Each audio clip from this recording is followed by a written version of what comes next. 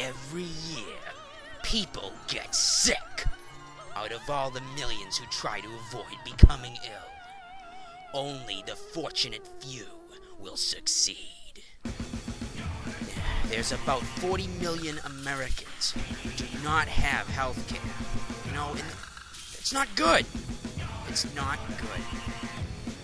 Germs are relentless armies that are taking over our life.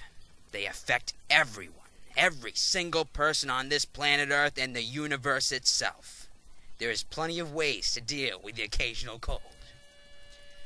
But when you need prescriptions to shake it, that's where we are developing a problem. There is new strains emerging. It's not good. Too many to follow, too many to even handle.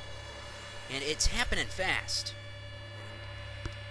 We can battle germs with, your common antibiotics, but that's not always best, okay? It may be an endless fight unless we stop realizing how we are combating our unseen enemies. What are we doing wrong? How can we help it? The use of antibiotics has been around for 2,500 years. It's a long time. The Chinese found out how to make use of the mold from curdled soybeans to treat small skin infections. Louis Pasteur and Jules Francois Joubert suggested in 1877 that there are two different species that fight each other off in the bacterial world. It's like yin and yang, good against bad, evil versus good.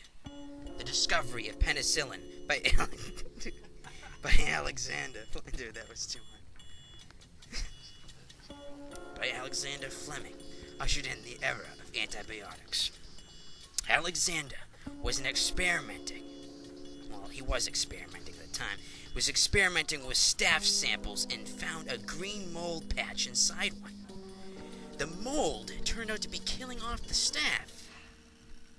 One by one, dropping down. The substances made to treat human infections was not made right, and treatment was unsuccessful until 1941. Penicillin was the first antibiotic, and its use recovered many people from tragic illnesses. It was remarkable.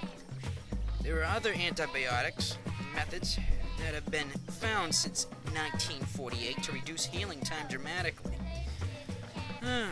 Bacteria are very versatile.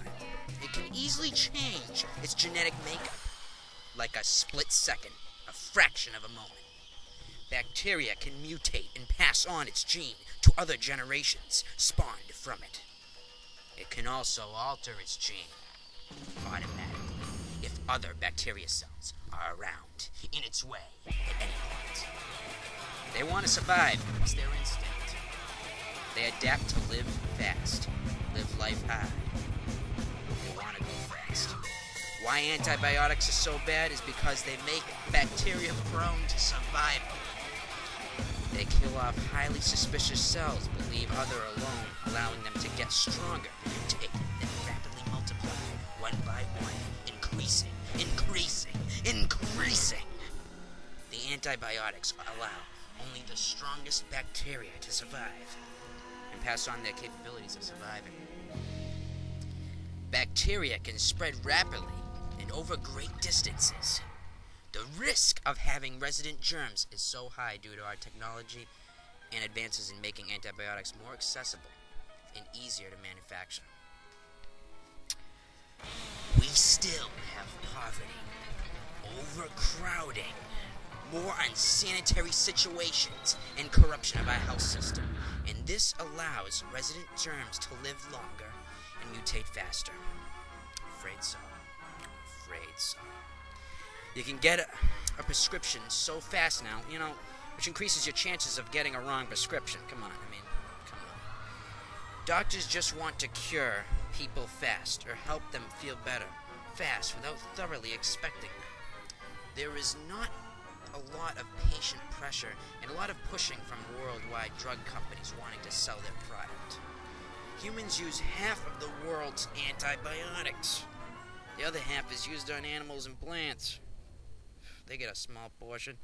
Giving cattle a low dose of antibiotics encourages growth, but is perfect for developing resistant bacteria. It is also used to lower feed costs by killing off good bacteria in stomachs of animals. Sprays have been developed for trees and plants, but it only kills on the first initial blast. But the lingering residue allows for resistant strain develop. You can be exposed to bacteria such as staph on a daily basis. Come on. I mean, it's ridiculous.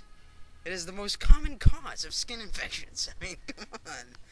Healthy people carry it on their skin and their noses.